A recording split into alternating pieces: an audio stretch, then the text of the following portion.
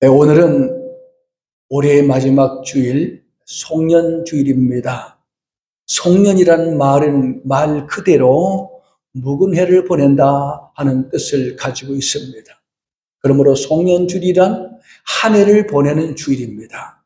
그리고 앞으로 3일이 지나면은 2026년 새해를 맞게 됩니다.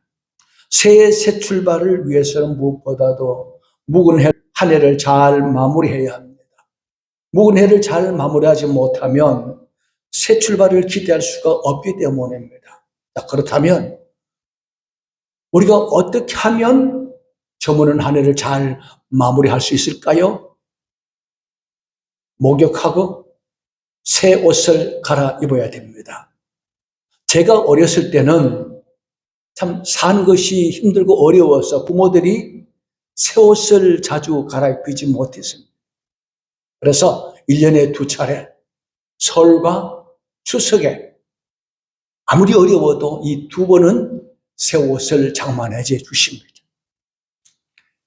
그리고 설날이 되면은 묵은 한 해를 보내고 새해를 맞이하여 복을 기원하는 그런 풍습으로 설빔을 장만해 줍니다. 이 설빔은 새 옷을 가리키죠.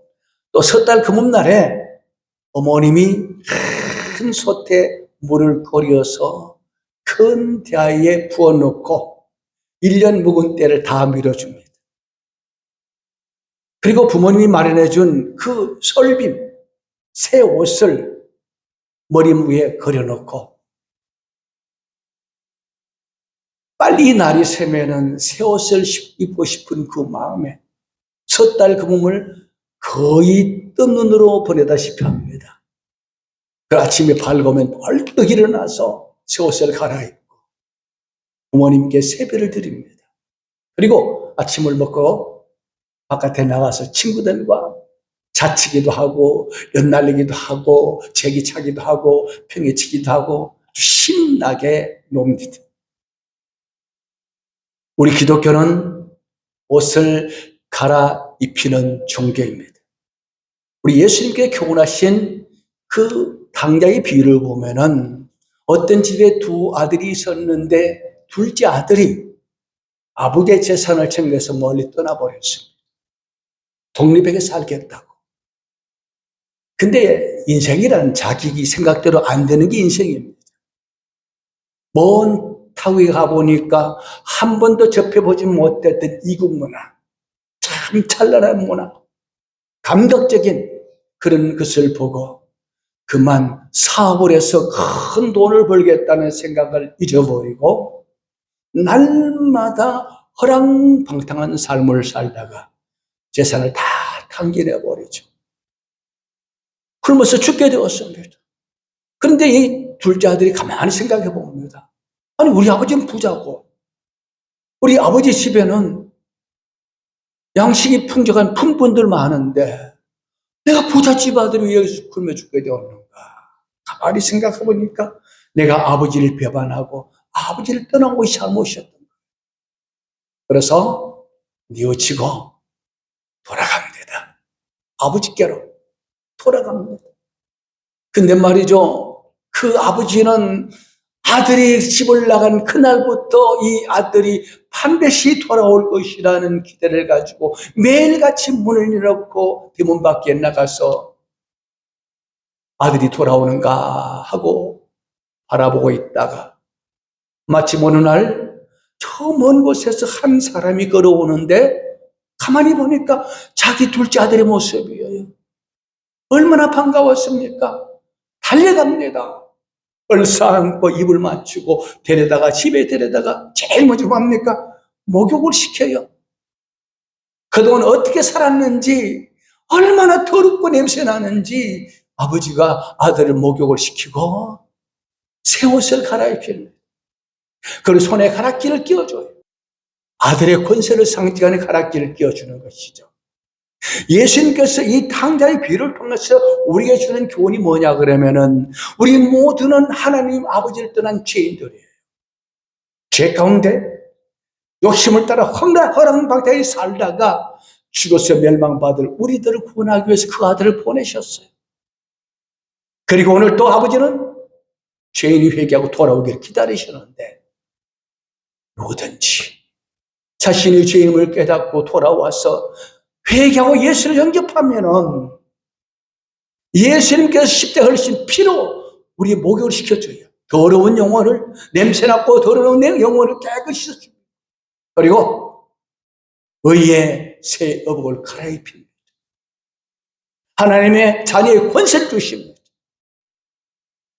천국의 기업을 잇는 상속자가 되게 하신단 말이에요. 그리고 이 옷은 사람의 신분을 나타냅니다.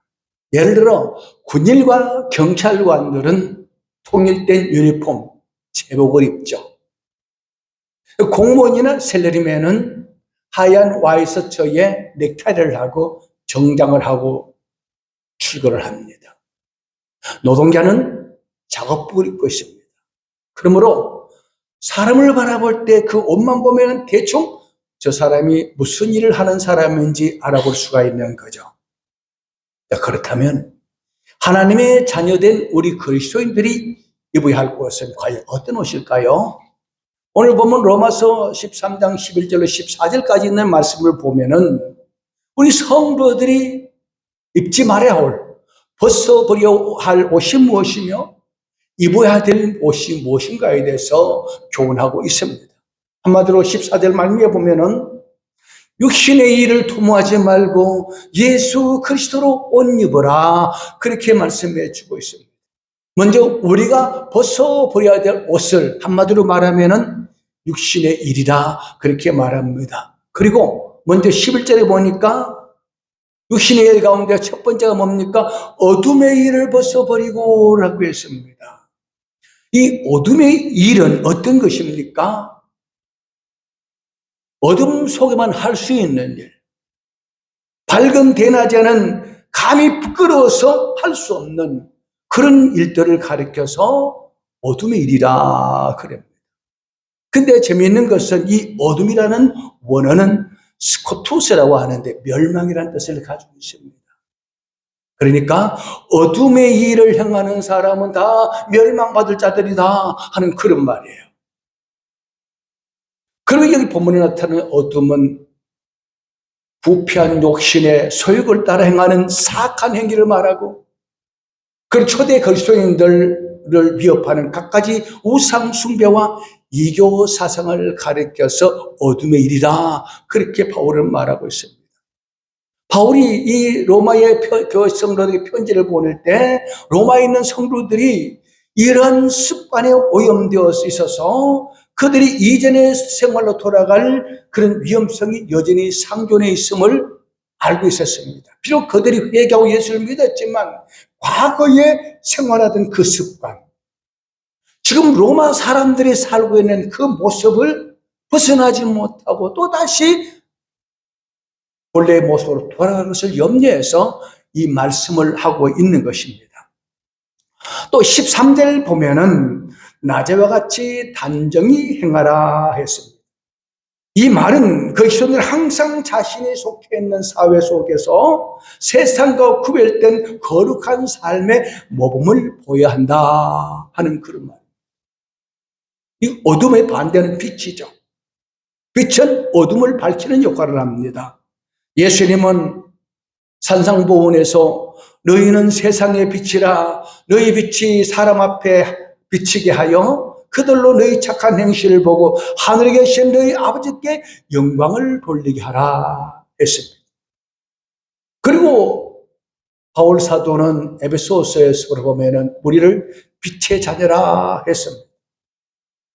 이 세상의 특징은 어둠이기 때문에 빛의 자녀답게 살라, 어둠에 오염되지 말라, 그렇게 말씀하고 있습니다. 그리고 빛 가운데 사는 사람은 진리와 거룩함으로 단장하게 되죠. 밤에 잘 때는 잠옷을 입고 막 뒹굴어서 엉클어진 아침에 일어나면 곱게 단장하잖아요. 그같이 빛의 자녀들은 어둠에 속한 사람들과 구별된 삶을 살라, 거룩함으로 단장하라 하는 그런 의미로 말씀하고 있습니다. 그리고 여기 단정하게 행하라 했는데, 단정하다는 말은 예절 있게, 아담하게라는 뜻을 가지고 있습니다. 에베소서 5장 9절에 이 단정히 행하는 것이 무엇인가에 대해서 모든 착함과 의로움과 진실함이다 라고 했어요. 여러분, 지금 이 시대는 진실이 실종된 세상입니다. 거짓과 불법이 창궐하고 있습니다. 이런 세상에서 우리 성도들은 항상 착함과 의로움과 진실함으로 예절 바르게 행함으로 어둠을 밝히는 빛이 되라 하는 그런 말씀이에요. 또 13절 말미에 보면은 방탕하거나 술 취하지 말며 음란하거나 호색하지 말며 다투거나 시기하지 말라라고 했습니다. 왜 바울이 이 말씀을 하는 거를 그 배경을 알아야 됩니다. 당시 로마는 방탕한 도시로 유명했습니다. 이 방탕한 도시에 살던 로마 교회 성도들이 쉽게 오염될 수 있는 그런 죄악들을 말하고 있습니다. 그래서 바울은 이런 어둠의 일, 방탕과 술 취함과 음란과 호색과 다투거나 시기하는 것을 버리라, 오염되지 말라 하는 의미로 이 말씀을 했습니다. 이 방탕이라는 말은 그 원어가 코모스입니다. 비스움이 기대 눕다라는 뜻을 가지고 있어요. 이것은 술자리에 오래 머무르면서 떠드는 것을 가리켜서 방탕한다 하는 그런 말입니다. 그러니까 이 방탕함과 술 취함은 같은 뜻을 가지고 있어요. 당시 로마인들은 주신, 술의 신 바크스를 숭배했습니다. 술의 신을 숭배하는 로마인들은 그 바카스 신에게 제사를 드리고는 술이 취하여 소란을 피우고 떠드는 일이 많았어요. 또 음란과 호색하지 말라 했는데 로마 사회의 음란한 모습을 말씀해 주고 있습니다. 당시 로마는 성적으로 타락하여서 남자는 물론이거니와 귀부인들은 정부를 여럿이 두고 있는 것이 영이었습니다. 남자가 여러 첩을 두는 것도 있지만 여자들이 정부를 여러 명 두고 있는 그런 세상이 로마 세상입니다. 지금 우리가 살고 있는 이 시대가 바로 방탕하고 술 취하고 음란과 호색이 만연한 시대입니다. 마치 소돔과 고모라 성처럼 동성애가 창궐할 정도로 인간이 인간으로 포기할 정도로 음란과 호색으로 창궐한 그런 시대에 우리가 살고 있단 말이에요. 그러므로 우리 그리스도인들은 이런 어둠의 일에 오염되지 않도록 항상 자신을 지키라 하는 의미로 이 말씀을 권고하고 있습니다. 또 다투거나 시기하지 말라 그랬어요. 이는 로마 시대에 극심했던 권력 투쟁, 서로 높은 자리에 올라가려고 서로 투쟁합니다. 남이 잘 되면 시기하고 끌어내리는 것이 로마의 문화입니다. 오늘 우리 사회 그렇잖아요. 국민을 위해서 나라를 위해서 일해야 될 선량으로 가는 국회의원들이 맨날 싸우고 다투고 서로 시기하고 배신하고 그런 시대가 아닙니까? 파벌을 짓고. 문제는 바울이 왜 이 말씀을 기록한 줄 아십니까? 교회 안에도 다투고 시기하는 일이 많이 있기 때문입니다. 우리가 잘 아는 고린도 교회가 대표적인 교회죠. 고린도 교회는 서로 다른 사람의 은사를 시기하고 얼뜨고 비방하고 편을 지어서 서로 다투고. 이 교회입니까? 세상입니까? 로마 교회의 성도들도 바로 이런 위험에 노출되어 있기 때문에 이거 피하라고. 이건 다 더럽고 내서는 누대 같은 옷이라고 지금 이 말씀을 하고 있는 겁니다. 로마서 12장 2절 사도 바울이 이렇게 말합니다. 너희는 이 세대를 본받지 말고 오직 마음을 새롭게 함으로 변화를 받아 하나님의 선하시고 기뻐하시고 온전한 뜻이 무엇인지 분별하도록 하라. 이 세대를 본받지 말라는 거예요. 이 모든 것은 한마디로 요약하면 육신의 정욕을 따라 행하는 더러운 죄악의 옷이다. 이걸 벗어버리라. 새 옷을 갈아입으려면은 더러운 옷을 벗어버려야 되잖아요. 목욕을 해야 되잖아요. 자, 그러면은 이런 모든 세속주의, 인본주의, 더러운 죄악의 옷을 벗어버리고 우리가 입어야 될 옷이 어떤 옷입니까? 그것은 12절에 보니까 빛의 갑옷을 입자라고 했고 14절에서는 오직 주 예수 그리스도로 옷 입고라고 했습니다. 빛의 갑옷과 그리스도 예수로 옷을 입는 것은 같은 의미입니다. 자, 이 그리스도로 옷 입는다 하는 것은 무엇을 가리킵니까? 그리스도의 성품을 닮아간다는 말입니다. 그러니까 그리스도를 옷 입는다 하는 이 말은 겸손하시고 온유하시며 진실하시고 거룩하신 예수님의 성품을 닮아야 된다. 세상과 구별된 삶을 살아야 된다. 이것이 예수 그리스도로 옷 입는 거예요. 예수님은 하늘 보좌 버리시고 낮고 천한 종려 자리에 내려오셨어요. 자기를 비우고 남을 높이고 사람으로 섬기는 삶을 사셨어요.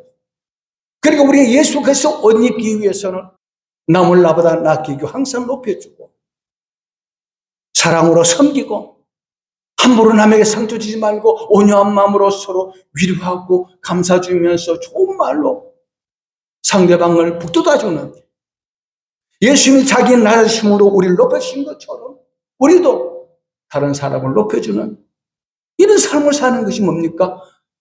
예수 그리스도로 옷 입는 것이다 라는 그런 말입니다. 초대교회 성도들은 그야말로 예수 그리스도 옷 입은 삶을 살았어요. 예루살렘 교회 어땠습니까? 서로 물건을 같이 통용하면서 있는 자나 없는 자나 구별되지 않게 서로 똑같이 공평하게 잘 사는 그런 공동체를 이루었습니다. 바나바라는 사람은 자기 소유를 팔아서 사도들 발 앞에 갖다 놓으면서 이거 팔아서 가난한 자께 나누십시오 그랬습니다.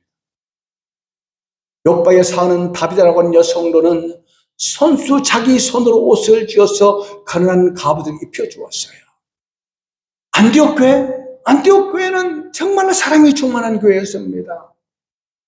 자기들끼리만 사랑이 충만한 것이 아니고 불신자들에게 그렇게 친절했습니다. 착하고 바르게 살았어요. 그러니 안디옥 교회 사람들이 안디옥 교회를 가리켜서 말하겠습니까?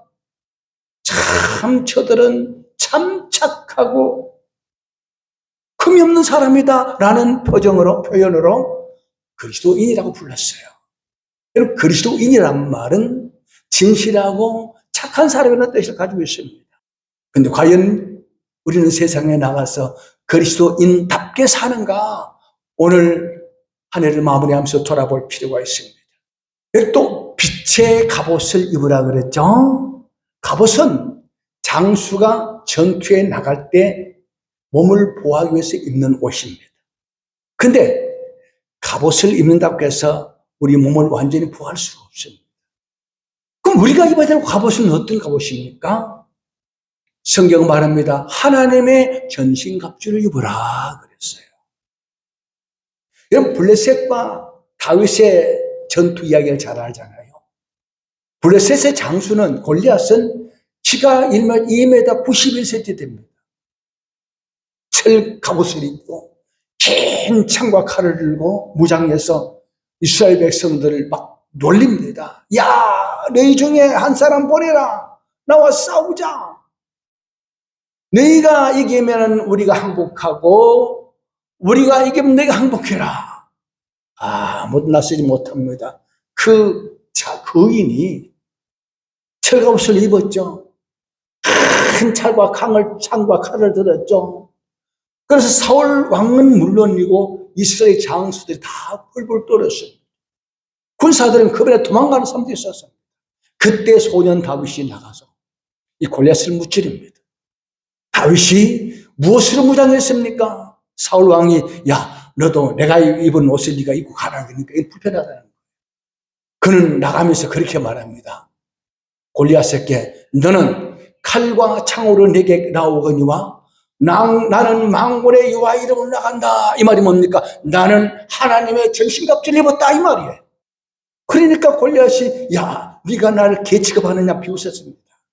그러나 하나님의 전신갑주, 믿음과 사랑으로 충만한 이 다윗이 하나님의 전신갑주를 입고 그 물맷돌을 던졌더니 그게 날아가서 골리앗 장수의 이마에 팍 꽂혀 쓰러져 버렸어요.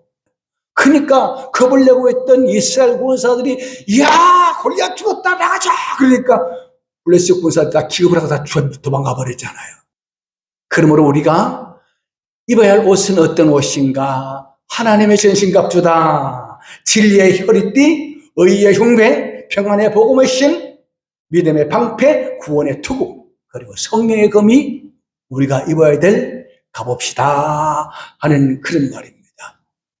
여러분, 지금 시대는 거짓이 지배하는 세상입니다. 정치적으로는 가짜 뉴스가 창궐하고, 경제적으로는 허위 광고가 소비자를 속이고, 사이비 이단들이 거짓 진리로 사람들을 미혹하는, 그야말로 거짓의 아비 사탄이 지배하는 세상이 되어서 이 세상이 거짓이 난무하는 시대입니다. 이런 거짓이 난무하는 시대에 우리가 그 진리를, 그들을 무찌르고 성리하기서 어떻게 됩니까? 빛의 갑옷을 입으라는 거예요. 예수 그리스도로 옷 입으라는 겁니다.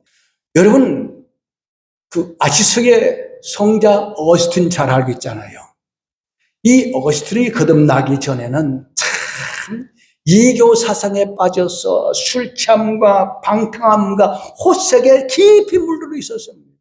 그러던 그가 밀라노에서 어느 정원을 거닐고 있는데 어느 집에서 엄마가 아들에게 하는 말이 집어들고 읽어라 라는 소리가 들려왔습니다. 그런데 어거스틴의 귀에 그 엄마가 자기 아들에게 하는 말이 꼭 하나님이 자기 하는 말같이 들렸어요.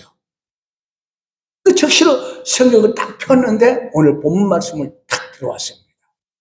방탕과 술 취함과 음란과 호색을 버리고 예수 그리스도로 옷 입어라. 이 말씀을 읽는 순간 성령에서 그 마음을 사로잡으니까 회개하고 그동안 입고 다녔던 방탕과 술 취함과 호색의 옷을, 이교 사상 옷을 다 벗어버리고 예수 그리스도로 옷을 갈아입었어요. 그리고 어거스틴은 기독교 진리의 그 토대를 쌓는 기초를 다진 사도 바울 다음과는 위대한 기독교 지도자입니다. 그래서 그 탕자가 그 어거스틴 이름 앞에 세인트, 성자라는 이름 붙었잖아요. 어떻게 하니까 예수 그리스도 옷을 입으니까 사람이 변하더라 하는 그런 말입니다. 근데 우리 예수 그리스도를 믿는 성도들은 회개하는 순간 옷을 갈아입었어요. 근데 아무리 새 옷을 갈아입어도 계속 입고 다니면은 때가 묻습니다. 더럽습니다. 지금 우리는 세속주의, 인본주의, 황금만능주의의 죄가 창궐하는데 자칫하면 오염되어 버려요. 우리의 옷이 더러워져요. 갈아입어야 돼요. 옛날에는 세탁기가 없어서 빨래를 자주 못했잖아요. 모아놨다가 한꺼번에 그것을 사짊어지고 내과에 가서 빨래를 합니다. 자주 못했어요. 그리고 목욕도 자주 못했습니다. 시골에 사는 우리들은 옛날에 목욕탕에 가려면 추석 명절, 설 명절 다 두 번 갑니다. 자, 그때는 아이들이 왜 그렇게 콧물을 많이 흘렸는지 몰라요.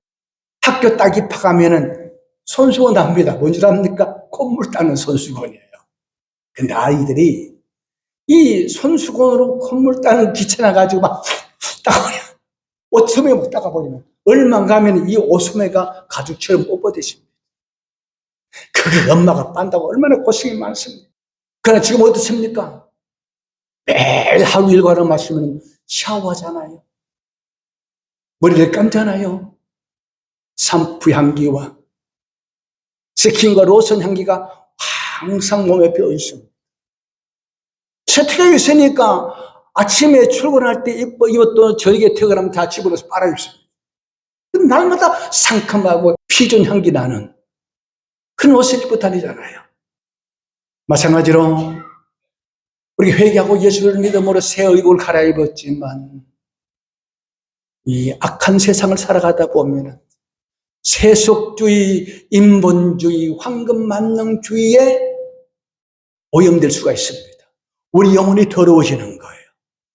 그러므로 목욕도 자주 하지 못하고 옷을 자주 빨아입지 못하면 몸에서 냄새가 나는 것처럼 여러분 세속주의, 인본주의, 황금만능, 물질주의에 빠져있는 사람들은 인간 냄새 나요. 세속의 냄새가 나요. 인본주의 냄새가 나요. 물질 숭배의 냄새가 나요. 이거 입고 주님 앞에 설 수가 없어요. 그래서 빨리 예수 피로 세탁하고 새롭게 깨끗한 옷을 갈아입어야 합니다. 죄를요 오래 쌓아두면은 그때그때 회개하지 않고 쌓아두면은 시간이 지나면 잊어버려요. 옷도 자주 빨지 못하면 세탁하기 힘드는 것처럼 죄를 지어도 그때그때 회개하지 않냐면은 우리가 살아가면서 혹시 잘못하면 그때마다 회개를 해야 돼요. 옷을 빨아입어야 돼요. 목욕을 해야 돼요. 근데 말이죠. 교회에 나올 때는 경건히 옷을 입는 것 같은데 교회 문 밖에 나가면은 옛 사람의 모습이 그대로 보입니다. 바리새인들이 그랬어요. 바리새인들은 거룩하게 긴 옷을 입고 경건을 자랑했는데 예수께서 말씀하시기를 이 회칠한 무덤 같은 자. 겉은 깨끗이 하지만 속으로 탐욕이 가득하구나. 참 주일날 경건한 척 한 시간 앉아있는 게 참 힘든 사람 많이 있습니다. 이거 회개해야 됩니다.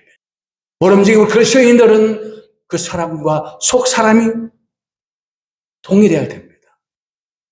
단정해야 됩니다. 거룩해야 됩니다. 죄악의 때를 쌓아두지 말고 매일매일 예수 피로 목욕하고 매일 아침마다 새로운 마음으로 시작하는 그런 삶을 살아야 된다 하는 그런 말이에요. 요한계시록 22장 14절에 보면 자기 두루마기를 빠는 자들은 복이 있으니 그들이 생명나무에 나아가며 문들을 통하여 성에 들어갈 권세를 받으리라. 자기 두루마기를 빤다는 말은 죄악으로 오염된 우리의 영혼을 회개하여 새롭게 변화된 삶을 사는 그런 것을 말하고 있습니다. 다시 한번 말씀드립니다만 잘못한 것이 있으면 그냥 지나치지 마십시오. 그 자리에서 내가 또 잘못했구나.